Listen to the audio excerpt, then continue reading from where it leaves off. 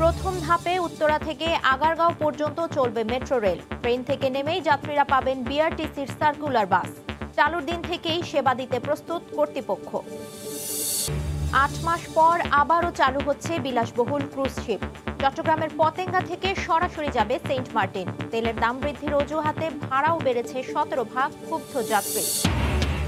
এবং সিরিজের প্রথম টেস্টে আজ পাকিস্তানের মুখোমুখি হবে বাংলাদেশ। হারের বৃত্তে ঘুরপাক খেয়ে টাইগাররা চট্টগ্রামে খুঁজছে আলোর রেখা।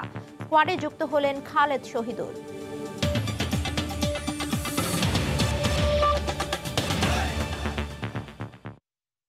ভোরের সময় সঙ্গে আছি আমি ফারিহা মারিয়াম। প্রথম ধাপে উত্তরা থেকে শুরু হয়ে মেট্রো রেল শেষ হবে আগারগাঁও এসে। কিন্তু এখান থেকে যাত্রীরা যাবেন কোথায়? এমআরটি কর্তৃপক্ষ বলছে এই দুর্ভোগ নিরসনে আগারগাঁও থেকে মতিঝিল সহ একাধিক রুটে চলবে বিআরটিসির বিশেষ সার্কুলার বাস। এজন্য আগারগাঁও এলাকায় বাস স্ট্যান্ডের জমি অধিগ্রহণের প্রস্তুতিও নিচ্ছে তারা। আর বিআরটিসি বলছে মেট্রো রেল চালুর প্রথম দিন থেকেই এই সার্ভিস দিতে প্রস্তুত তারা। রাশেদ লিমনের রিপোর্টে বিস্তারিত। নগরে গণপরিবহন নৈরাজ্য আর নানা ভোগান্তির মধ্যে এক মুঠো স্বস্তির আশা নিয়ে আসছে মেট্রো রেল। বছর কয়েক আগেও যা ছিল কেবলই স্বপ্ন, আজ তা চোখের সামনে বাস্তবতা। প্রকল্প এলাকায় দিনরাত বলতে গেলে একই, ২৪ ঘন্টায় কাজ চলছে সমান তালে। এরই মধ্যে দেশের প্রথম বৈদ্যুতিক ট্রেন এমআরটি লাইন 6 এর অগ্রগতি ৭২ ভাগ। প্রথম পর্ব উত্তরা থেকে আগারগাঁও অংশের কাজ এগিয়েছে ৯০ ভাগ, আর দ্বিতীয় পর্ব আগারগাঁও থেকে মতিঝিল ৭১ ভাগ। এরই মধ্যে ঘোষণা এসেছে উত্তরা থেকে আগারগাঁও অংশে ২০২২ সালের ডিসেম্বরে হবে বাণিজ্যিক যাত্রা। সেক্ষেত্রে কর্তৃপক্ষ আগেই জানিয়েছে টেকনিক্যাল কারণে আগারগাঁওয়ের পরে মতিঝিলের আগে অন্য কোনো স্টেশনে প্রথম পর্ব বর্ধিতের সুযোগ নেই। তাই স্বাভাবিকভাবেই প্রশ্ন ওঠে, মতিঝিল পর্যন্ত চালুর আগ পর্যন্ত আগারগাঁয়ে বাড়তি চাপ সামলানো যাবে তো? কর্তৃপক্ষ বলছে মতিঝিল পর্যন্ত চালু হবে ১ বছর পরে, অর্থাৎ ২০২৩ সালে। সে পর্যন্ত বিআরটিসির সঙ্গে চুক্তি করছে এমআরটি। আগারগাঁও থেকে মতিঝিল, কমলাপুর, উত্তরা সহ বেশ কয়েকটি রুটে হচ্ছে বিআরটিসির সার্কুলার সার্ভিস। আগারগাঁও থেকে নামার পরে ওখান থেকে যাতে যাত্রীরা মেইন যে আমাদের জায়গাগুলো আছে, এটার জন্য ইতিমধ্যে আমাদের বিআরটিসি থেকে লিখিতভাবে প্রস্তাব দেওয়া হয়েছে। তারাই এই সার্ভিসটা মেনটেন করবে। এই সার্ভিসটা তো খুব বেশি দিন প্রয়োজন হবে না। আমরা আশা করছি যে ২৩ সালে আমরা মতিঝিল পর্যন্ত ইনশাল্লাহ অপারেশনে যেতে পারবো। বিআরটিসি বলছে আগারগাঁওয়ের যাত্রী চাপ সামাল দিতে বেশ কিছু বাস দিবেন তারা। শিগগিরই বৈঠকে শীতেলেই কদর বাড়ে চাদরের, তাই ব্যস্ততাও বাড়ে টাঙ্গাইলের চাদর প্রস্তুতকারী তাঁত মালিক ও শ্রমিকদের। তবে তাঁত মালিকরা বলছেন সুতা ও কাঁচামালের দাম বেড়ে যাওয়ায় লোকসান গুনতে হচ্ছে তাদের। এজন্য সহজ শর্তে ঋণ সুবিধা দেওয়ার দাবি তাদের। টাঙ্গাইল থেকে কাদির তালুকদারের তথ্য ও রাশেদ খানের ছবিতে রিপোর্ট। শীতের আগমনে সকাল থেকেই কর্মযজ্ঞে ব্যস্ত তাঁতিরা। কারখানায় সুই সুতোর সুনিপুণ খেলায় তৈরি হচ্ছে শীত উষ্ণতার অন্যতম উপকরণ শাল চাদর। টাঙ্গাইলের বাসাইল, কালিহাতী ও দেলদুয়ার উপজেলায় তৈরি হচ্ছে বাহারি ডিজাইনের চাদর। মণিপুরি, পাট্টা, হাই চয়েস, নয়নতারা, ফ্লক প্রিন্ট সহ নানা ধরনের ডিজাইনের চাদর প্রস্তুত করছেন তাঁত মালিকরা। শীত যত বাড়ছে তাঁতিদের কাজের ব্যস্ততাও তত বাড়ছে। বেতন দেয় ৯০০ টাকা, পোষায় না। ১১০ থেকে ২০ টাকা কেজি, সেই সুতা বাইরে এখন ৩২০-৩৩০ টাকা কেজি হয়েছে। ৬ মাস চলে এবং ৬ মাস চলে না। যদি বিদেশি রপ্তানি হতো তাহলে সারা বছর চলতো। আড়ে নিয়ে চাদর যে দামে বেশি, সুতার দামই হয় না। তবে তাঁত মালিকদের অভিযোগ, সুতা ও অন্যান্য কাঁচামালের মূল্য বৃদ্ধি পাওয়ায় বেশি লাভবান হতে পারছেন না তারা। মজুরি নিয়ে ক্ষোভ রয়েছে শ্রমিকদের মাঝেও। এজন্য বিনিয়োগে সরকারি পৃষ্ঠপোষকতা সহ ঋণ সুবিধা বাড়ানোর দাবি তাদের। পাশাপাশি শিল্পকে টিকিয়ে রাখতে বিদেশেও চাদর রপ্তানির সুযোগ তৈরির তাগিদ ব্যবসায়ীদের। তাঁত বুড়ি থেকে সামান্য কিছু লোন দেয়, যে লোন দেয় ওই লোনে আমাদের আসলে কিছু হচ্ছে না। সেই হিসেবে যদি সরকার আমাদের প্রতি একটু সুদৃষ্টি দিয়ে যদি একটু ঋণটা একটু বাড়াইয়া দেয়, আমাদের প্রতি নজর দেয়, তাহলে আমার জন্য ভালো হয় আমাদের জন্য। এই অবস্থায় তাঁত শিল্পে সহযোগিতার আশ্বাস দিয়েছেন টাঙ্গাইল চেম্বারের সভাপতি। এই হস্তশিল্পগুলোকে বিদেশে রপ্তানি এবং এদেরকে যত ধরনের আর্থিক সহায়তা দেওয়া দরকার আমরা সেই চেষ্টাটি চালিয়ে যাচ্ছি। তবে সেটা যতটুকু দরকার সেই পরিমাণ আমরা সহযোগিতা করতে পারছি না। টাঙ্গাইলে মোট চাদর প্রস্তুতকারী তাঁত রয়েছে প্রায় 5,500 আর শ্রমিক কাজ করেন প্রায় 11,000। সময় সংবাদ, টাঙ্গাইল। নীলফামারীর হাট বাজারে বেড়েছে শীতকালীন সবজির সরবরাহ, কিন্তু দাম না কমায় ক্রেতারা বিপাকে পড়লেও খুশি চাষিরা। বিস্তারিত জানাতে সৈয়দপুরের পাইকারি সবজি বাজার থেকে সরাসরি যুক্ত হচ্ছেন সহকর্মী সাকির হোসেন বাদল। বাদল। ধন্যবাদ ফারিয়া। জেলার নীলফামারী সবজি উৎপাদনের অন্যতম জেলা। এখানে নভেম্বর মাসের শুরু থেকেই শীতকালীন সবজি বাজারে আসতে শুরু করে, কিন্তু এবারে একটু ভিন্ন অবস্থা হয়েছে যে এখানে শীতকালীন মৌসুমের শুরুতেই ভারী বৃষ্টি হওয়ায় বাজারে ভারী বৃষ্টি হওয়ার কারণে এই আবাদ একটু পিছিয়ে যাওয়ার ফলে এখনো এবারের শীতকালীন সবজির ফলনগুলো একটু দেরিতে হওয়ায় বাজারে দেরি করে সবজি এসেছে। তারপরেও দেরি হলেও বাজারে কিন্তু শীতকালীন সবজি আসা শুরু করেছে। এসব সবজি সরবরাহ বেশি হলেও এখন কিন্তু পণ্যের দাম কিন্তু খুব একটা কমছে না।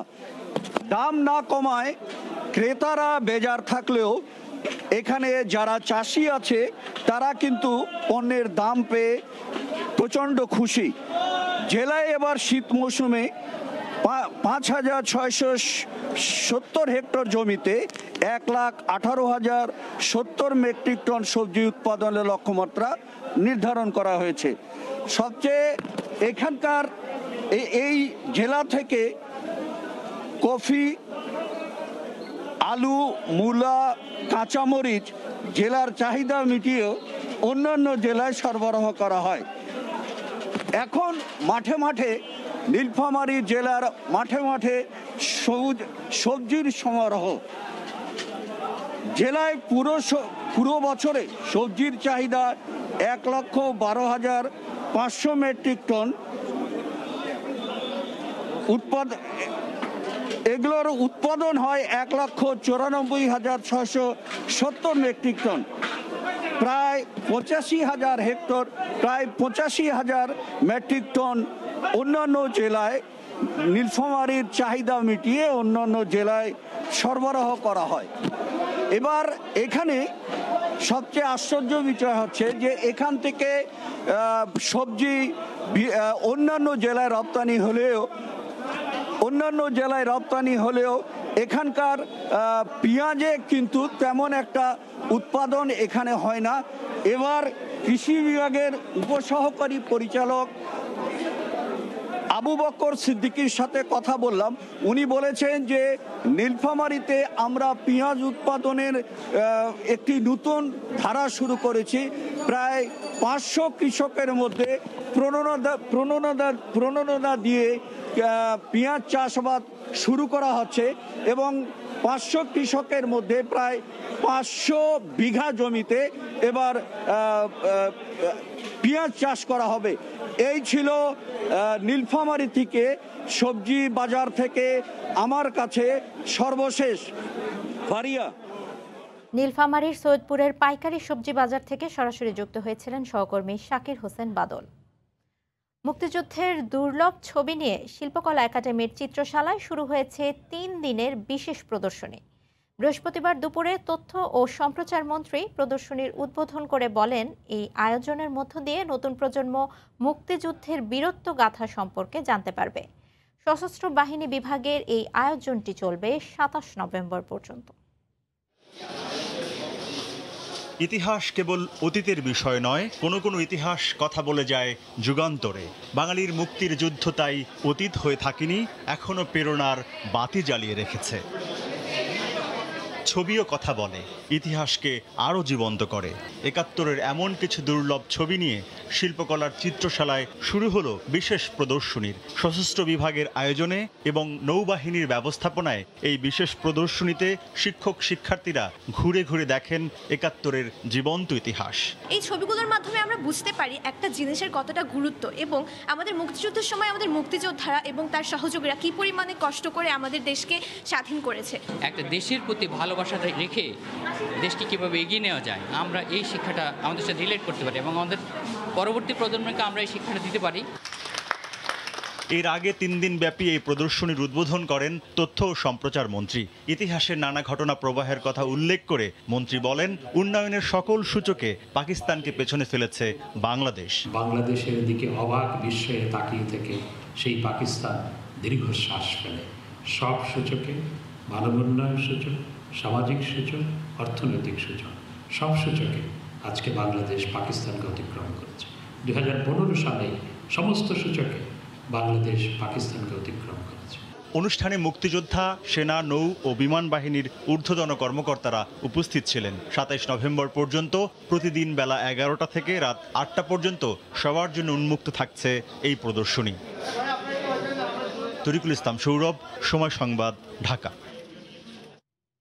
চীন থেকে করোনার চিকিৎসা সামগ্রী নিয়ে দেশে ফিরেছে বাংলাদেশ বিমান বাহিনীর একটি বিমান। বৃহস্পতিবার বিকেলে কুর্মিটোলায় বিমান বাহিনী ঘাঁটিতে এটি অবতরণ করে। এর আগে বুধবার অ্যান্টি এপিডেমিক মেডিকেল সরঞ্জাম সংগ্রহের জন্য বিমান বাহিনীর বিমানটি ১৫ জন এয়ার ক্রু নিয়ে চীনের উদ্দেশ্যে হযরত শাহজালাল আন্তর্জাতিক বিমানবন্দর ছেড়ে যায়। করোনা ভাইরাস প্রতিরোধে এই চিকিৎসা সামগ্রী গ্রহণ করেন মেজর জেনারেল মোহাম্মদ মাহবুবুর রহমান।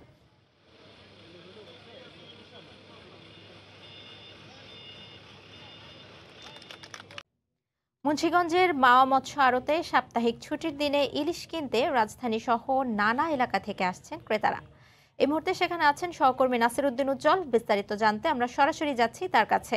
উজ্জ্বল, হারিহা এই অগ্রহায়ণের যে কুয়াশা বাড়ছে, শীত বাড়ছে, সে কারণে কিন্তু এই হাটে আজকে ইলিশের আকাল। আপনি যেমনটি বলছিলেন, এখানে ইলিশের জন্য রাজধানী ঢাকা সহ নানা অঞ্চলের মানুষ কিন্তু ফিরে যাচ্ছেন। তারা পর্যাপ্ত ইলিশ পাচ্ছেন না। এখানকার জেলে এবং আড়তদার যারা আছেন তারা বলছেন যে এই পদ্মায় ইলিশ না পাওয়ার কারণে কিন্তু তাদের এই যে আড়তগুলোতে পর্যাপ্ত ইলিশের সরবরাহ হচ্ছে না এবং তারা বলছেন যে যেখান থেকে ইলিশগুলো আসে সেই কোথাও কিন্তু ইলিশ ভালো পাওয়া যাচ্ছে না এবং সেটির কারণ সম্পর্কে কিন্তু তারা বলছেন আবহাওয়া সহ নানা কারণেই এমনটি হচ্ছে এবং সে কারণে কিন্তু দাম বেড়ে গেছে।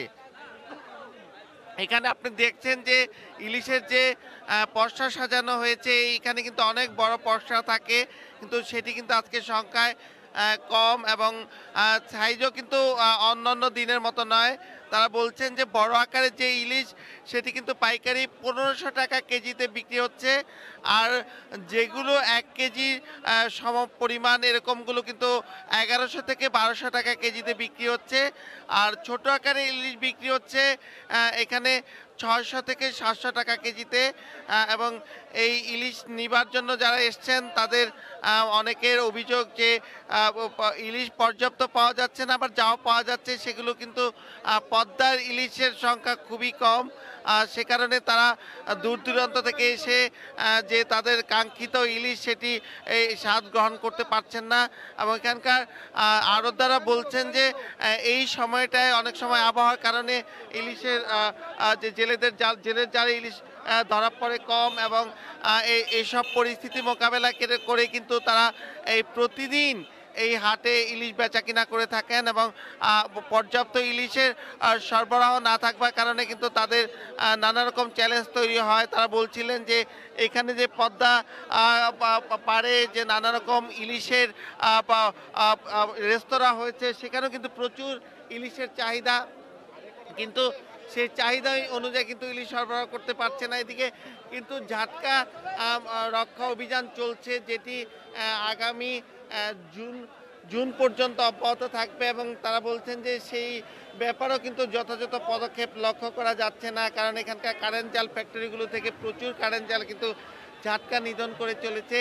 এদিকে মা ইলিশ রক্ষা অভিযানে গেল 21 অক্টোবরে যে একটি অভিযান চলে মুন্সিগঞ্জ সদর উপজেলার একেবারে মেঘনা পাড়ে, সেই চরঝাপটা এলাকা এবং বকচর এলাকা, এইসব এলাকাগুলোতে কিন্তু জেলেদের একটি শ্রেণী আছে যারা পুলিশের উপর হামলা করে, এবং পুলিশের উপরে হামলায় যে কবির হোসেন নামে একজন কনস্টেবল তিনি কিন্তু গেল বুধবার রাতে মারা গেছেন। এবং এইসব নানা ঘটনা কিন্তু এখানে আলোচনায় এসছে যে একটা শ্রেণী আছে যারা প্রকৃত জেলে নয়, তারা কিন্তু এই ইলিশকে রক্ষা করার ব্যাপারে বাধাগ্রস্ত করছে। আর সে কারণে কিন্তু বাজারে আজকে ইলিশের এমন আকাল, এবং পদ্মা এবং মেঘনা সহ যেসব এখানকার নদীগুলো রয়েছে সেই নদীগুলোতে কিন্তু আগের মতো সবসময় মাছ মিলছে না, এবং এই যে কারেন্ট জালের অবাধে ব্যবহারের কারণে কিন্তু এমনটি হচ্ছে বলে তারা অভিযোগ করেছেন।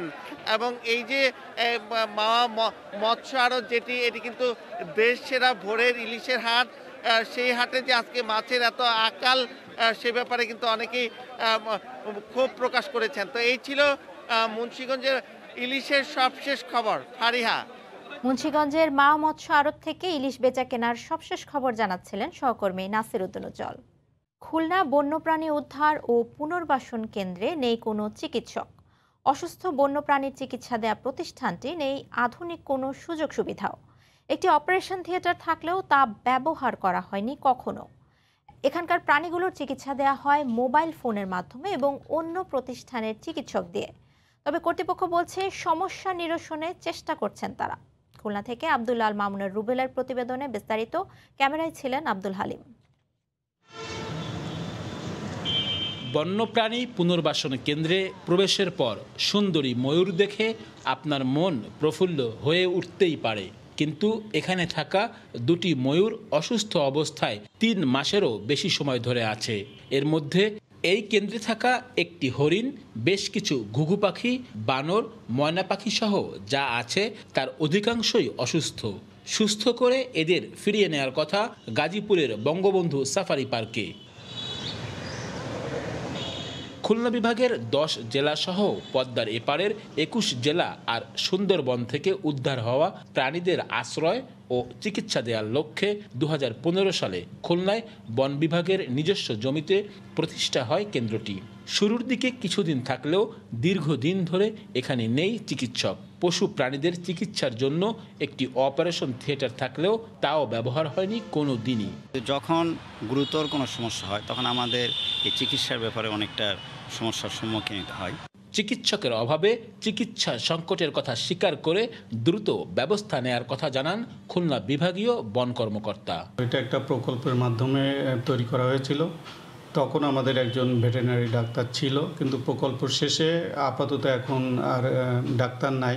কেন্দ্রটিতে ছোট প্রাণী রাখার সুযোগ থাকলেও নেই উদ্ধার হওয়া বড় প্রাণীকে আশ্রয় দেওয়ার কোনো ব্যবস্থা। তাৎক্ষণিকভাবে আমাদের ওই ঢাকায় পাঠিয়ে দিতে হয়, তাদেরকে একটু রেস্ট বা সেবা শুশ্রূষা দেওয়ার সুযোগ থাকে না। এগুলো আমরা উন্নয়ন করার চিন্তা ভাবনা করছি।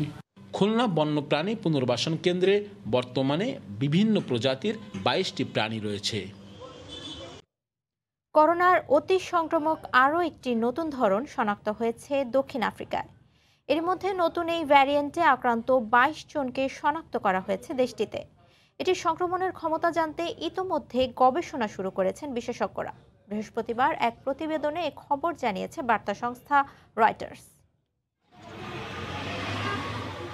নতুন করে করোনা সংক্রমণ বাড়ছে ইউরোপের বিভিন্ন দেশে, একই সঙ্গে বাড়ছে মৃতের সংখ্যাও। সংক্রমণ ঠেকাতে ফের লকডাউনের পথে হাঁটছে অনেক দেশ। ঠিক এমন সময় করোনার অতি সংক্রামক আরও একটি নতুন ধরন শনাক্ত হয়েছে আফ্রিকায়।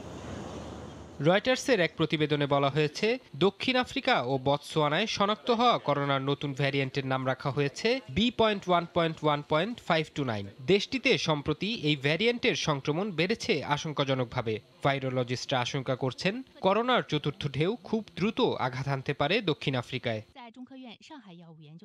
দেশটির স্বাস্থ্য বিভাগ জানায়, আফ্রিকার সবচেয়ে বেশি জনবহুল প্রদেশ গৌতেংয়ে নতুন এই ভ্যারিয়েন্টটি ছড়িয়ে পড়েছে। অন্য 8টি প্রদেশেও এটি ছড়িয়ে থাকতে পারে বলে আশঙ্কা করা হচ্ছে। লন্ডনের UCL জেনেটিক্স ইনস্টিটিউট জানায়, নতুন ভ্যারিয়েন্টটির মিউটেশনের ক্ষমতা ও গতি অন্যান্য ভ্যারিয়েন্টের চেয়ে কয়েক গুণ বেশি। তবে এটির সংক্রমণের ক্ষমতা কেমন তা আগে থেকে ধারণা করা বেশ কঠিন। এজন্য আরও গবেষণার প্রয়োজন বলেও জানান তারা। গেল বছরের শেষ দিকে বিশ্বের প্রথম দেশ হিসেবে দক্ষিণ আফ্রিকায় করোনার বেটা ভ্যারিয়েন্ট শনাক্ত হয়। এ পর্যন্ত ডেল্টা আলফা সহ বেশ কয়েকটি ভ্যারিয়েন্টের দাপট দেখেছে বিশ্ব। বঙ্গবন্ধু শেখ মুজিবুর রহমান সহ মহান মুক্তিযুদ্ধে বীর শহীদদের প্রতি গভীর শ্রদ্ধা জানিয়ে লন্ডনে বাংলাদেশ হাইকমিশনে 50তম সশস্ত্র বাহিনী দিবস পালন করা হয়েছে। বাংলাদেশ সশস্ত্র বাহিনী শুধু দেশ নয়, বিশ্বজুড়ে দক্ষতার সঙ্গে কাজ করে যাচ্ছে বলে উল্লেখ করেন বক্তারা। লন্ডন থেকে শোয়েব কবিরের আরও একটি রিপোর্ট।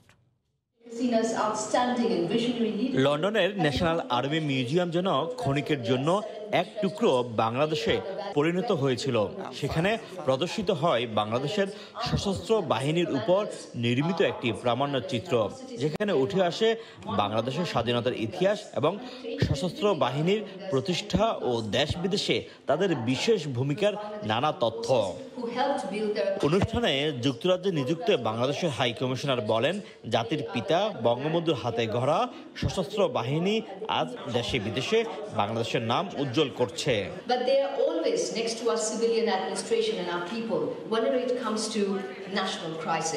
ফোর্সেস গোল 2030 বাস্তবায়ন সহ প্রতিরক্ষা ক্ষেত্রে যুক্তরাজ্যের সঙ্গে বহুমাত্রিক সহযোগিতা ভবিষ্যতে আরও জোরদার করার ব্যাপারে দৃঢ় আশাবাদ ব্যক্ত করেন তিনি।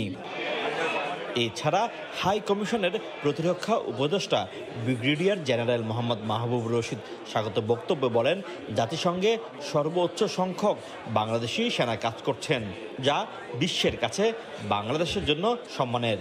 প্রতিরক্ষা ক্ষেত্রে বাংলাদেশ যুক্তরাজ্য সম্পর্ক খুবই ঘনিষ্ঠ বলেও জানান তিনি। আমরা হাইস্ট ট্রুপস কন্ট্রিবিউটিং কান্ট্রি এখন বর্তমানে, তো সেটা আমাদের জন্য একটা বড় প্লাস পয়েন্ট। এছাড়াও পৃথিবীর বিভিন্ন দেশে আমাদের বিভিন্ন কন্টিনজেন্ট কাজ করছে। অনুষ্ঠানে বাংলাদেশ থেকে আসা মেজর জেনারেল আব্দুল কাইম মোল্লা ও air vice marshal Hasan Mahmud Khan সহ যুক্তরাজ্যে বসবাসরত প্রবাসীরা উপস্থিত ছিলেন। শোয়েব কবির, সময় সংবাদ, লন্ডন। ভোরের সময় আরও থাকছে। অবশেষে থামল বাংলাদেশ নারী ক্রিকেট দলের জয়রথ। বিশ্বকাপ বাছাই পর্বে বৃষ্টি আইনে থাইল্যান্ডের কাছে 16 রানে হেরেছে নিগার সুলতানার দল। কাতারের রাজধানী দোহায় হয়ে গেল যুক্তরাষ্ট্রভিত্তিক আন্তর্জাতিক সংগঠন the world confederation of business আয়োজিত বিজ অ্যাওয়ার্ড। এতে বিভিন্ন আন্তর্জাতিক প্রতিষ্ঠানের পাশাপাশি পুরস্কার জিতেছে বাংলাদেশের 3টি প্রতিষ্ঠানও।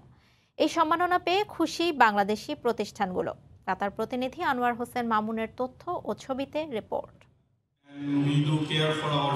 যুক্তরাষ্ট্রভিত্তিক আন্তর্জাতিক সংগঠন দি ওয়ার্ল্ড কনফেডারেশন অফ বিজনেসের আয়োজনে কাতারের রাজধানী দোহায় অনুষ্ঠিত হয় বিজ অ্যাওয়ার্ড। এতে বিভিন্ন নামি দামি আন্তর্জাতিক প্রতিষ্ঠানের পাশাপাশি সম্মাননা দেয়া হয় বাংলাদেশের 3 প্রতিষ্ঠান, চট্টগ্রামের Asian specialised hospital and diagnostic centre, Dhaka mercantile cooperative bank limited এবং ঢাকার কেএফএল গ্রুপকেও।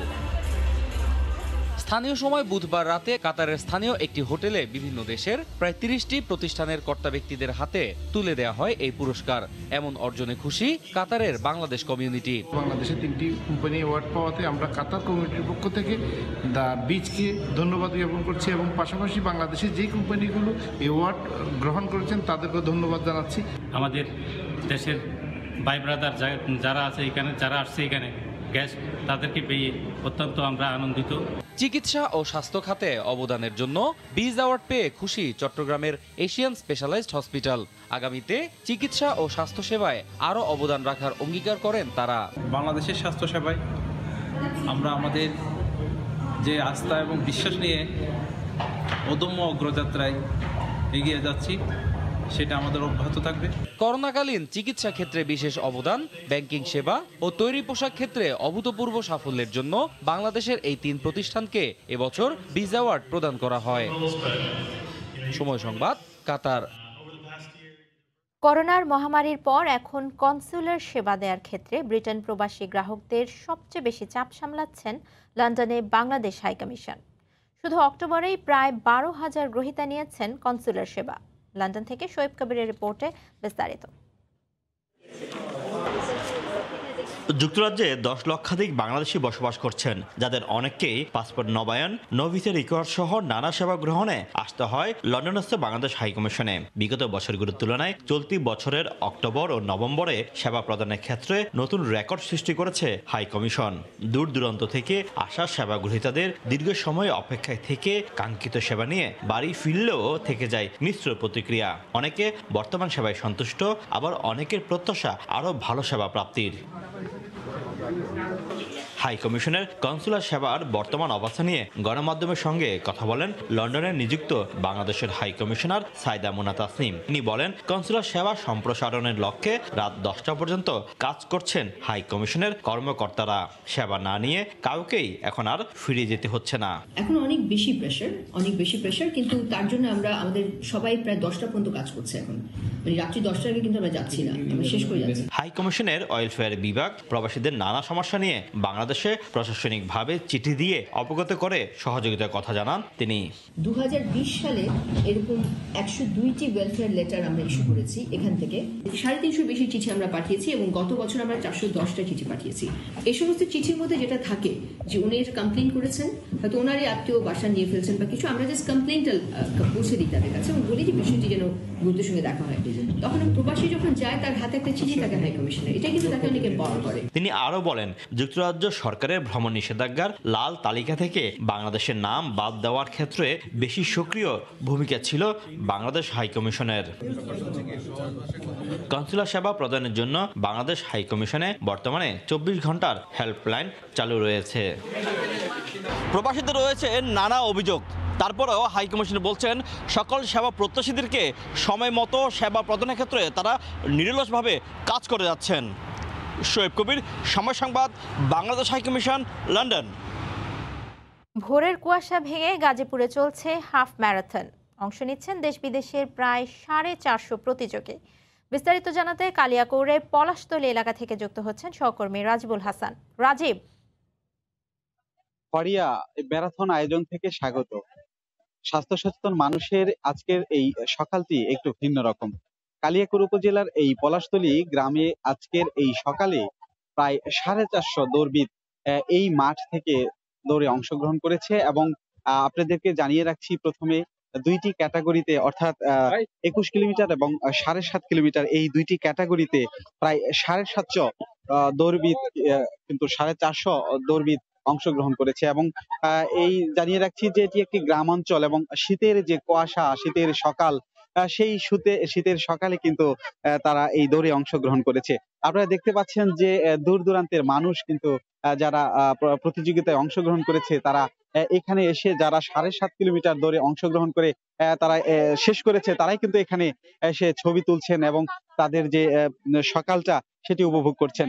জানিয়ে রাখছি, এর আগে কিন্তু যে যখন এই দৌড়ে অংশগ্রহণ করার কথা রয়েছিল তার আগে অর্থাৎ গত রাত সন্ধ্যার দিকে এখানে এসেছে পলাশতলী গ্রামে এবং দূর দূরান্তের মানুষ এসে, যারা প্রতিযোগী তারা এখানে এসে রাত্রি যাপন করেছে এবং ভোর থেকে কিন্তু তাদের যে ছোট দৌড় প্রতিযোগিতা সেখান থেকে শুরু করেছে। এর আগে বলছিলাম যে ভোর 6টায় এই মাঠ থেকে কিন্তু তারা দৌড়ে অংশগ্রহণ করেন এবং প্রায় 21 কিলোমিটার এবং 7.5 কিলোমিটার দৌড়ানোর পর কিন্তু অনেকে এসেছে। জানিয়ে রাখছি যে 21 কিলোমিটারের প্রথম যিনি হয়েছেন তিনি 1 ঘন্টা 13 মিনিটে তাদের নির্দিষ্ট গন্তব্যে আসতে পেরেছেন। এছাড়া কিন্তু 7.5 কিলোমিটারের বেশিরভাগই চলে এসেছে। আরেকটি বিষয় জানাই যে এই যে ভাওয়াল হাফ ম্যারাথন, এই ম্যারাথনে কিন্তু 450 অংশগ্রহণ করেছে এবং এর আগে রেজিস্ট্রেশন করেছে। তারা তাদের সংগঠন থেকে বলেছে যে মাদক মুক্ত থাকবো, সুস্থ সুন্দর জীবন গড়বো, এই লক্ষ্য রেখেই কিন্তু ম্যারাথনে তারা তাদের যে প্রতিযোগিতা সেটি শুরু করেছে। আমরা এখন আসলে কথা বলতে চাই যে আয়োজক তাদের সঙ্গে যে আসলে কেন এরকম আয়োজন এবং কতজন অংশগ্রহণ করেছে, ফরেনার কতজন রয়েছে, একটু যদি বলতেন। আমাদের ভাওয়াল রানার্স কর্তৃক আয়োজিত প্রথম ভাওয়াল হাফ ম্যারাথনে 450 জন রানার রেজিস্ট্রেশন করেছে। তার মধ্যে 8টি দেশের, 8টি বিদেশ অর্থাৎ অন্যান্য দেশের প্রায় 22 জন রানার অংশগ্রহণ করেছে এবং তাদের মাধ্যমে আমাদের এই দেশে সঠিকভাবে রানিংটাকে কিভাবে প্রমোট করা যায় সে লক্ষ্যে আমরা কাজ করতেছি। আমাদের ভাওয়াল রানার্স এবং ভাওয়াল রানার্সের সাথে যারা সম্পৃক্ত আছে তারা বাউল রানার্সকে এর মাধ্যমে বাউল হাফ ম্যারাথনের মাধ্যমে একটি সুস্থ সুন্দর সমাজ এবং মাদক মুক্ত সমাজ গড়ার লক্ষ্যে কাজ করতে যাচ্ছে। এবং আমরা এটা বলতে চাই যে আসলে ম্যারাথন দৌড়ের মাধ্যমে মানুষ যে শুধুমাত্র শারীরিকভাবে সুস্থ থাকে সেটা নয়, মানসিকভাবে অনেক সুস্থ থাকতে পারে। সেজন্য আমরা কাজ করে যাচ্ছি। আমরা আগামীতে আরো ভালো বড় ধরনের প্রোগ্রাম আমরা ফুল ম্যারাথন এবং আল্ট্রা ম্যারাথনের জন্য কাজ করতেছি। এজন্য আমি আমাদের যে মিডিয়া ক্যাপচার করছে সময় টিভি তাকে অনেক ধন্যবাদ জানাচ্ছি। শুনছিলেন যে আয়োজকরা বলছিলেন যে 8টি দেশের প্রায় 22 জন ফরেনার কিন্তু এখানে অংশগ্রহণ করেছে, যারা হচ্ছে এখানে এরই মধ্যে 2 জনকে দেখলাম যে তাদের 21 কিলোমিটার দৌড় এবং 7.5 কিলোমিটার শেষ করে এখানে পৌঁছেছে। আমি আরেকটু বিষয় জানাতে চাই, সেটি হচ্ছে এই যে আওয়াল হাফ ম্যারাথন, এখানে কিন্তু স্থানীয় একটি সংগঠন, কিন্তু তাদের যে স্বাস্থ্য সচেতনতা এবং মানুষ নিয়ে মানুষের যে স্বাস্থ্য সচেতনতা এবং মাদক মুক্ত সমাজ বিনির্মাণের যে প্রচেষ্টা, সেটি করার জন্যই কিন্তু তাদের জন্য তারা এই আয়োজনটি করেছেন। আর যদি বলি যে এই গ্রামটিতে কিন্তু আজকে ভিন্ন রকম এক আমেজ লক্ষ্য করছি আমরা। গ্রামের দূরদূরান্তের একেবারে শিশু থেকে বৃদ্ধ সবাই কিন্তু এখান থেকে উৎসাহিত হচ্ছেন যে নিজের স্বাস্থ্য সচেতনতা এবং নিজেকে ফিট রাখতে হলে আসলে দৌড়াতে হবে এবং ব্যায়াম করতে হবে, স্বাস্থ্য সচেতন থাকতে হবে। তো এই ছিল কালিয়াকৈরের পলাশতলী গ্রাম থেকে আমার কাছে সবশেষ। গাজীপুরে হাফ ম্যারাথনের সবশেষ খবর জানাতে আমাদের সঙ্গে কালিয়াকৈরের পলাশতলী এলাকা থেকে সরাসরি যুক্ত হয়েছিলেন সহকর্মী রাজিবুল হাসান। টি-20তে টানা ব্যর্থতার পর এবার টাইগারদের সামনে মিশন টেস্ট ক্রিকেট। 2 ম্যাচ সিরিজের প্রথম টেস্টে আজ পাকিস্তানের মুখোমুখি হবে বাংলাদেশ। সিনিয়ররা না থাকায় দল নিয়ে দুশ্চিন্তায় স্বাগতিক অধিনায়ক মুমিনুল হক। অন্যদিকে সাকিব তামিমরা না থাকলেও হোম কন্ডিশনে বাংলাদেশকে সমীহ করছেন পাকিস্তানি অধিনায়ক বাবর আজম। ম্যাচটি শুরু হবে সকাল 10টায়। চট্টগ্রাম থেকে আশরাফুল আলম মামুনের ক্যামেরায় মাকসুম আলম খানের রিপোর্ট। রাসেল ডোমিঙ্গো নয়, মুমিনুল হক সাফল্যের মন্ত্র শিখতে চাইলেন খালেদ মাহমুদ সুজনের কাছ থেকে। ক্যাপ্টেন, টিম ডিরেক্টর, হেড কোচের ত্রিমুখী বৈঠক তাই জমল না। ব্যাটে বলে জমছে না দলের পারফরম্যান্সও। সবশেষ 8 আন্তর্জাতিক ম্যাচে হেরেছে দল। দীর্ঘ সময় বিরতির পর শুরু হতে যাওয়া টেস্টের জন্য কতটুকুই বা প্রস্তুতি আছে। সাকিব তামিম রিয়াদবিহীন দল নিয়ে এমনিতেই মহা চাপে মুশফিক মুমিনুলরা, যে চাপ আরও বাড়িয়ে দেয় নানা মহলের নানা কথা। মানুষের মুখ বন্ধ করতে পারবেন না, আমার কাছে মনে হয় আপনি নিজের কানটা বন্ধ করতে পারবেন, যেটা আমি বিশ্বাস করি। আর সিনিয়র না থাকলে অবশ্যই আমার জুনিয়র ক্যাপ্টেন হিসেবে আমার জন্য একটু ডিফিকাল্ট হয়ে যায়। তো সেই হিসেবে চিন্তা করলে আমি অবশ্যই এখন ওই জায়গায় পড়ে থাকলে হবে না, কিন্তু জিনিসটা হলো চলমান প্রক্রিয়া। কেউ সবসময় হয়তো কারো পাবো না, এভাবে চলতে থাকতে হবে। কিন্তু এটা নিয়ে হতাশার হওয়া বা এটা নিয়ে পড়ে থাকলে হবে, কিন্তু যারা আছে ওগুলো নিয়ে আমার এদের নিয়ে আগাইতে হবে। টিম বাংলাদেশ নিয়ে রয়েছে ধোঁয়াশা। এনসিএলে ফর্মে থাকা অনূর্ধ্ব 19 বিশ্বকাপ জয়ী ব্যাটার মাহমুদুল হাসান জয়ের অভিষেকের জোর গুঞ্জন শোনা যাচ্ছে। স্বাগতিকরা বোলিং আক্রমণ সাজাতে পারে 2 পেসার ও 3 স্পিনার নিয়ে। পাকিস্তান দল স্থিতিশীল। জহুর আহমেদ চৌধুরী স্টেডিয়ামের উইকেটের চরিত্র অনুমান করে 12 সদস্যের স্কোয়াড ঘোষণা করে দিয়েছে তারা। আমার মনে হয় চিরচেনা উইকেটই পাবো। এখানে স্পিন সহায়কী উইকেট থাকে। শুরুতে পেসাররাও কিছুটা সুবিধা পায়। সিনিয়র হোক কিংবা জুনিয়র, বাংলাদেশের ক্রিকেটাররা তাদের মাটিতেই খেলবে। ওরা ওদের কন্ডিশনটা চেনে, ওদের হারানোটা কঠিন হবে। তবে উইকেট নিয়ে ভিন্ন ভাবনা মুমিনুলের। এই ভেন্যুর সফলতম ব্যাটারের মতে উইকেটটা ব্যাটিং সহায়ক। পাকিস্তানের বিপক্ষে 11 টেস্টে একবারও জিততে পারেনি বাংলাদেশ। বাবর আজমের এই দলটাও খুবই শক্তিশালী। অন্যদিকে হুট করে একটা শূন্যতা ভর করেছে টাইগার স্কোয়াডে। একাদশে ভারসাম্য আনতেই হিমশিম খেতে হচ্ছে টিম ম্যানেজমেন্টকে। মাঠ এবং মাঠের বাইরের সব সমীকরণ মিলিয়ে টেস্ট চ্যাম্পিয়নশিপের নতুন চক্রে শুভ সূচনা করতে পারবে তো বাংলাদেশ? চট্টগ্রামের জহুর আহমেদ চৌধুরী স্টেডিয়াম থেকে মাকসুম আলম খান, সময় সংবাদ। বাংলাদেশ পাকিস্তান ম্যাচ নিয়ে খুব একটা আগ্রহ দেখা যায়নি চট্টগ্রামবাসীর মাঝে। এমনিতেই টেস্ট ম্যাচ, তার উপর বাংলাদেশের সাম্প্রতিক পারফরম্যান্স আশাব্যঞ্জক নয়, তাই টিকিট বুথেও ছিল না ভিড়। এদিকে স্টেডিয়ামের বেহাল দশা নিয়েও চরম হতাশ স্থানীয়রা, যা কিনা আরও বেড়ে যায় টিকিটে ম্যাচ শুরুর ভুল সময় দেয়। সকাল 10টার পরিবর্তে টিকিটের গায়ে লেখা রাত 10টা। চট্টগ্রাম থেকে আশরাফুল আলম মামুনের ক্যামেরায় মাকসুম আলম খানের আরও একটি রিপোর্ট। প্রায় 10 মাস পর আন্তর্জাতিক ক্রিকেট জহুর আহমেদ চৌধুরী স্টেডিয়ামে, কিন্তু এ কেমন ভেন্যু ব্যবস্থাপনা। গ্যালারিতে ঢুকতেই চোখে পড়ে সারি সারি ভাঙা চেয়ার, কোথাও কোথাও চেয়ারই নেই। রংহীন গ্যালারিতে প্রাণের ছোঁয়া লাগবে কিভাবে? এরকম প্রত্যাশা করি না, মানে আমরা চাই আরও স্টেডিয়ামটা একটু উন্নত হোক, মানে যাতায়াত ব্যবস্থা আরও সুন্দর হোক, সবাই পরিবেশটা আর একটু ভালো হোক, এটাই আমরা কামনা করতেছি আর কি। আপনার খেলাধুলা বন্ধ ছিল, সেই কারণে এটা চেয়ারটার মানে একটু সমস্যা। তাই এগুলা আমি কর্তৃপক্ষের দৃষ্টি আকর্ষণ করছি, এগুলো যাতে তাড়াতাড়ি দ্রুত মানে ব্যবস্থা করে মানে সুন্দর করে স্টেডিয়ামটাকে এর মতো করে একটা পরিবেশ সৃষ্টি করে দেয়, তার জন্য মানে আমি অনুরোধ জানাচ্ছি আর কি বিনীতভাবে ওনাদের কাছে। পাকিস্তানের বিপক্ষে হোম সিরিজ দিয়েই দর্শক ফিরিয়েছে বিসিবি। ঢাকায় টি-20 সিরিজের পর চট্টগ্রাম টেস্টেও 50% দর্শক প্রবেশের অনুমতি দেয়া হয়েছে, কিন্তু কোথায় সে দর্শক? ম্যাচের আগের দিন টিকিট বুথ পড়ে রইল শূন্যই। টিকিট নেওয়ার জন্য ভিড় ছিল না, দর্শক এত ছিল না, কম ছিল দর্শক।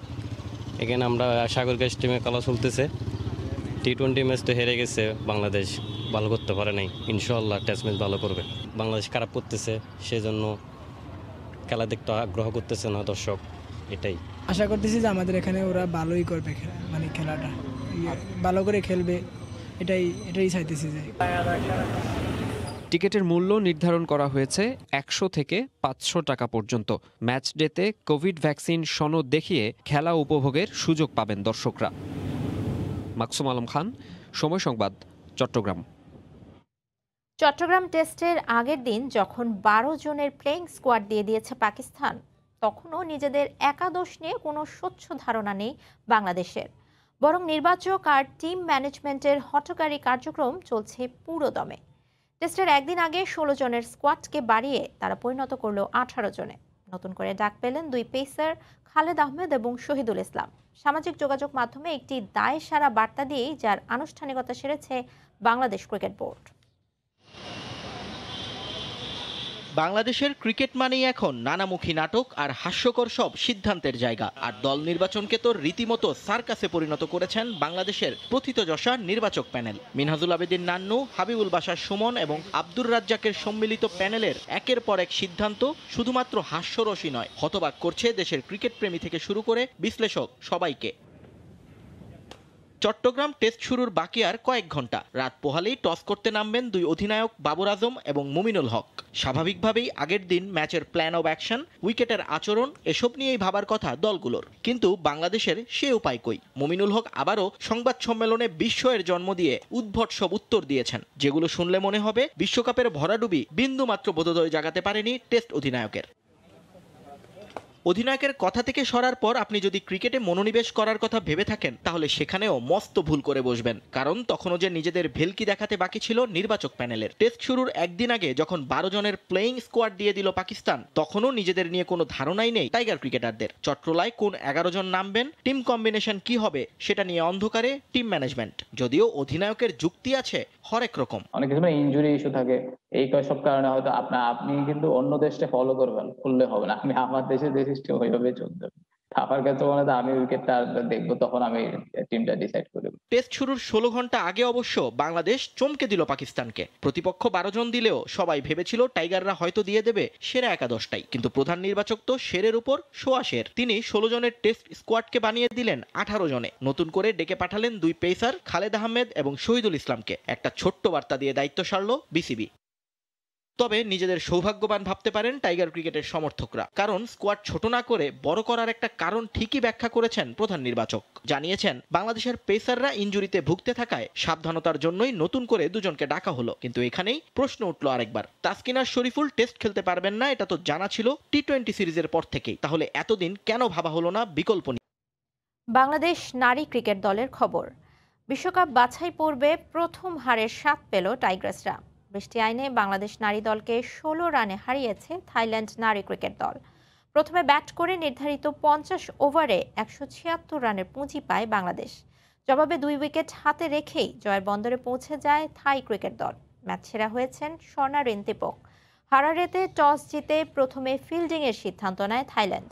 বিরূপ আবহাওয়ায় ব্যাটিং করতে নেমে শুরুতেই ধাক্কা খায় লাল সবুজের প্রতিনিধিরা। 14 রানেই 2 উইকেট হারায় তারা। এরপর মুর্শিদা এবং পিঙ্কির ব্যাটে ভর করে এগিয়ে যায় বাংলাদেশ। তবে তাদের বিদায়ের পর রুমানা আর লতা মণ্ডল ছাড়া দাঁড়াতে পারেনি আর কেউ। ফলে 176 রানেই থামতে হয় বাংলাদেশ নারী দলকে। জবাবে বৃষ্টি আইনে নতুন টার্গেট পায় থাইল্যান্ড ক্রিকেট দল। তাদের ওপেনাররা ব্যাট চালান দাপটের সঙ্গে। 2 ওপেনারের দৃঢ়তায় সহজ জয়ের পথে এগোয় থাইল্যান্ড। পরে 2 উইকেটের পতন হলেও জয় আটকায়নি থাই নারীদের। ডিসেম্বরের দ্বিতীয় সপ্তাহ থেকে শুরু হচ্ছে বঙ্গবন্ধু নবম বাংলাদেশ ক্রিকেট লিগ। জাতীয় দলের ক্রিকেটারদের রেখে সম্পন্ন হয়েছে প্লেয়ার ড্রাফট। এবারের লিগে স্পোর্টিং উইকেটের প্রত্যাশা নির্বাচক হাবিবুল বাশার সুমনের। নিউজিল্যান্ড সফর শেষে বিসিএলে যোগ দিবেন টাইগাররা। আন্তর্জাতিক স্তরে ভরাডুবির বিবেচনায় নানা পরিবর্তন আনা হচ্ছে বলে জানান তিনি। বিসিবি নর্থ জোনের দল নিয়ে আশাবাদী কোচ আফতাব আহমেদ। জাতীয় দলের ক্রিকেটারদের অংশগ্রহণে প্রতিযোগিতামূলক আসরের প্রত্যাশা। আন্তর্জাতিক ক্রিকেটে একের পর এক ভরাডুবি টাইগারদের, গভীর ভাবনায় বিসিবি। তাই পরিবর্তনের সুর প্রতিটি স্তরে। ডিসেম্বরের দ্বিতীয় সপ্তাহ থেকে শুরু হচ্ছে বঙ্গবন্ধু নবম বাংলাদেশ ক্রিকেট লিগ। সেখানে প্রতি বছরের মতো অংশ নিচ্ছে 4টি দল। এরই মধ্যে সম্পন্ন হয়েছে ক্রিকেটারদের ড্রাফট। প্রতিটি দলই গেল বছর দলে থাকা 6 ক্রিকেটারকে পুনরায় স্কোয়াডে রেখে দিয়েছে। সঙ্গে যুক্ত করেছেন বেশ কিছু তরুণ মুখ। তবে এবার উইকেটে থাকছে ভিন্নতা। খেলার পর্যবেক্ষণে থাকবেন বোর্ড কর্তারাও। সবসময় ফ্ল্যাট উইকেট চাই না, আমাদের বেসিক্যালি চাহিদা থাকে আমরা যদি 4টা ভেন্যু থাকি অ্যাটলিস্ট 2টি রকম উইকেট থাকা উচিত। যে একটা উইকেট হয়তো ফাস্ট বোলিং জন্য ফেভার থাকবে, একটা স্পিন ট্র্যাক থাকবে এবং একটা ব্যাটিং ট্র্যাকও থাকবে। এখনও কিছু ম্যাচ উইনিং বোলার দরকার যারা ম্যাচ জেতাতে পারে, 10 উইকেট নিতে পারে নিয়মিত বেসিসে। সো ডেফিনেটলি বিসিএলে এবং যখন ফার্স্ট ক্লাসটা খেলি আমরা সেদিকেই একটু নজর থাকে এবং আর একটা দিকে বেশি নজর থাকে যে ব্যাটসম্যানরা লম্বা সময় ধরে ব্যাটিং করতে পারছেন কিনা। সিলেক্ট প্লেয়ার যেহেতু খেলে থাকেন এই টুর্নামেন্টের প্রতি আমাদের ফোকাসটা একটু বেশি থাকে। দীর্ঘদিন ওয়ানডে ক্রিকেটের বাইরে টাইগাররা এবারের বিসিএলে লঙ্গার ভার্সনের সাথে তাই রাখা হয়েছে ওয়ানডে ম্যাচও। ড্রাফটে রাখা হয়েছে জাতীয় দলের ক্রিকেটারদেরও। প্রতিদ্বন্দ্বিতাপূর্ণ আসরের প্রত্যাশা। জাতীয় দলের খেলারা নিউজিল্যান্ড সফরে চলে যাবেন এই সফরের পরে, তো তাদের অ্যাভেবিলিটির উপর ব্যাপার আছে। দলগুলি সেভাবে কিন্তু টিমটা গঠন করেছেন। ফিরে আসার পর যে অ্যাভেলেবল থাকে ডেফিনেটলি তারা তো খেলবেন। ওরা যদি থাকতো হয়তো বা কম্পিটিশনটা বাড়তো, প্লাস আপকামিং যে প্লেয়ারগুলো আছে ওদের সাথে যারা খেলতো তো অবভিয়াসলি এটা অনেক বড় উপকার হতো। এবার কিন্তু একটু ভিন্ন ফরম্যাটে হবে। প্রথমে হচ্ছে লঙ্গার ভার্সন হবে, এরপরে আবার ওয়ানডে হবে। তো দল গঠনের সময় আমরা লঙ্গার ভার্সন এবং ওয়ানডে দুটো বিষয় মাথায় রেখেছি। লঙ্গার ভার্সনে আমরা একটু গুরুত্ব দিয়েছি যারা একটু ইয়াং, ভালো এফোর্ট দিতে পারবে এবং অলরাউন্ডার যারা, তাদের দিকে আমরা বেশি নজর দিয়েছি। 4 দলের ড্রাফটে জায়গা পেয়েছেন 84 ক্রিকেটার, যেখানে ইস্ট জোনে রয়েছেন মুমিনুল, মুশফিক, আশরাফুল, ইমরুল কায়েসরা। তারেক হাসান শিমুল, সময় সংবাদ, ঢাকা। ডিয়াগো ম্যারাডোনাকে হত্যা করা হয়েছে এমনটাই দাবি আর্জেন্টাইন কোচ আন্দ্রেস ক্রুসিয়ানির। অসময়ে পৃথিবী ছেড়ে ফুটবল ঈশ্বর চলে গেছেন এই আফসোস ব্যক্ত করে তিনি বলেন, দোষীদের দ্রুত বিচারের আওতায় আনা উচিত। ম্যারাডোনার জন্যই ফুটবলে শিল্পের ছোঁয়া লেগেছিল এবং তার প্রয়াণে ফুটবল আঙ্গনে অপূরণীয় ক্ষতি হয়েছে বলেও মন্তব্য করেন ক্রুসিয়ানি। Diego should be here now. Should be in this heart, not because it's difficult to me to say something, but I know it's very hard what I will say. He was killed, definitely. কণ্ঠ রোধ হয়ে আসছে ক্রুসিয়ানির। নেত্রকোণে জলের আনাগোনাও লক্ষণীয়। প্রিয় ফুটবলারের স্মৃতি রোমন্থন করতে গিয়ে আবেগে ভাসতেই হলো আর্জেন্টাইন কোচকে। ঈশ্বরের আবার মৃত্যু কিসে? ফুটবল ঈশ্বর ম্যারাডোনাও তাই। বছর পেরিয়েছে তার প্রয়াণক্ষণের, কিন্তু স্মৃতিতে অম্লান দিয়াগোর এভাবে না ফেরার দেশে চলে যাওয়া এখনও মানতে পারছে না ভক্তকুল। এটা কোনো স্বাভাবিক মৃত্যু নয় বলেই দাবি তাদের। No, I couldn't believe. No, nobody. When everybody was notices, everybody say the same. Nah, that's not true. Not true. That's what happened. The first hours after he died. But I repeat, the people around him, in the last moment, they are all criminals, and I hope they will they will be in the jail in the future. শুধু একবার ম্যারাডোনার সান্নিধ্য লাভে কত শত ঘন্টা আর সহস্র মাইলের অপেক্ষা। নিদারুণ সেই সুযোগ ক্রুসিয়ানি পেয়েছিলেন কৈশোরেই। দুজনের গায়েই তখন ছিল আর্জেন্টিনা বয়সভিত্তিক দলের জার্সি। গোটা পৃথিবীকেই যে তিনি ফুটবল দিয়ে বাঁধবেন 100-ই, তার আভাস এই কোচ পেয়েছিলেন তখনই। I know his family. I know I'm very friend of his personal physical trainer Fernando Signorini, but I met with him only in one friendly match that we play when I was 18 years old, and he played in Argentina Juniors. 60 বছরের জীবনে উল্কার গতিতে ছুটেছেন Maradona. বিপথে গেছেন, বিতর্কের জন্মও দিয়েছেন। তবুও ভক্তরা তাকে ভালোবেসেছেন পাগলের মতো। Everybody say, I remember when everybody say no more player like Pele, no more player like Cruyff. When Maradona came. SM. Iqbal, সময় সংবাদ, ঢাকা। রংপুরে নবান্ন উৎসবের আনন্দ ঘরে ঘরে। প্রতি হেক্টর জমিতে বেড়েছে ধানের উৎপাদন। করোনা আর শেষ মুহূর্তে তিস্তার বন্যা সত্ত্বেও ভালো ফলন পেয়ে খুশি কৃষকরা। কৃষি বিভাগ বলছে যে কোনো বছরের তুলনায় এবারের বেশি ধান গোলায় উঠাবেন তারা। রতন সরকারের রিপোর্ট, ছবি তুলেছেন তারিকুল ইসলাম। ক্ষেত থেকে কেটে বাঁধা আটির ভার কাঁধে কাঁধে যাচ্ছে কৃষকের উঠানে। সেখানে ঝাড়ামারের পর নতুন ধান গোলায় তুলছে কৃষক। একে তো করোনা, তার উপর শেষ মুহূর্তে তিস্তার বন্যার ক্ষতির পরও এবার পাকা ধানের মৌ মৌ গন্ধে ভরে উঠেছে চারিদিক। কৃষকের মনের আনন্দ সুরের ঢেউয়ে মুখরিত সোনালী প্রান্তর। কৃষকরা বলছেন এবার ফলন খুবই ভালো হয়েছে, প্রত্যাশারও অধিক। ধানটা একটু বেশি দামে নিছি, আমরাও খুশি, গেরস্থরা খুব খুশি। গেরস্থর এবার মনে করেন ফলন খুব আল্লাহর রহমত ভালো হয়েছে। আলাদা এবার ফসল খুব ভালো। ধান আমরা গোলায় পৌঁছে দিয়ে দিতেছি, এটাই আমাদের খুশি। এবার কৃষক ধানের রেট মোটামুটি ভালো পাইছে। নানা কারণে এবার নবান্ন পয়লা অগ্রহায়ণে ধরে রাখা না গেলেও ভালো আবাদের আনন্দ আছে ঘরে ঘরে। ক্ষেত থেকে ধান কুড়িয়েও আবহমান বাংলার এই নবান্ন উৎসবে সামিল ভূমিহীন জমিহীন পরিবারগুলো। ধান কুড়াইতে যাচ্ছি, ধান কুড়িয়ে পিঠা খাবো। জায়গা জমি নাই, আমরা ইয়ানা কুড়ি করে পিঠে টিঠে খাই। ধান নাই, নবান করি কি দিই, এখন নিয়ে যায় যেখানে উসে কর্ম। কৃষি দপ্তর বলছে যে কোনো বছরের তুলনায় এবার ভালো ফলন কৃষকের মনে আনন্দ জুগিয়েছে। যে কোনো বছরের তুলনায় এবছরে ধানের ফলন প্রত্যাশিত হয়েছে, কারণ রোগবালাই, পোকামাকড় এইসবের আক্রমণ খুব মিনিমাম পর্যায়ে ছিল এবং কৃষকরা সেগুলোর ব্যবস্থা নেওয়ার কারণেই ফলন ভালো হয়েছে। কৃষি বিভাগের তথ্য অনুযায়ী এবার জেলায় 1,65,000 হেক্টর জমিতে আমন আবাদের লক্ষ্যমাত্রা 4,75,000 মেট্রিক টন। এখন পর্যন্ত 30% ধান কাটামারাই করে প্রতি হেক্টরে 3.16 মেট্রিক টন চাল পাওয়া গেছে, যা গত বছর ছিল 2.84 মেট্রিক টন। রতন সরকার, সময় সংবাদ, রংপুর। এ পর্যায়ে শীর্ষ সংবাদগুলো জানিয়ে দিচ্ছি আরেকবার। ঢাকা ও চট্টগ্রাম সহ সারা দেশে ভূমিকম্প অনুভূত। 5.8 মাত্রার কম্পনের উৎপত্তিস্থল মিয়ানমার সীমান্তবর্তী হাখা শহর।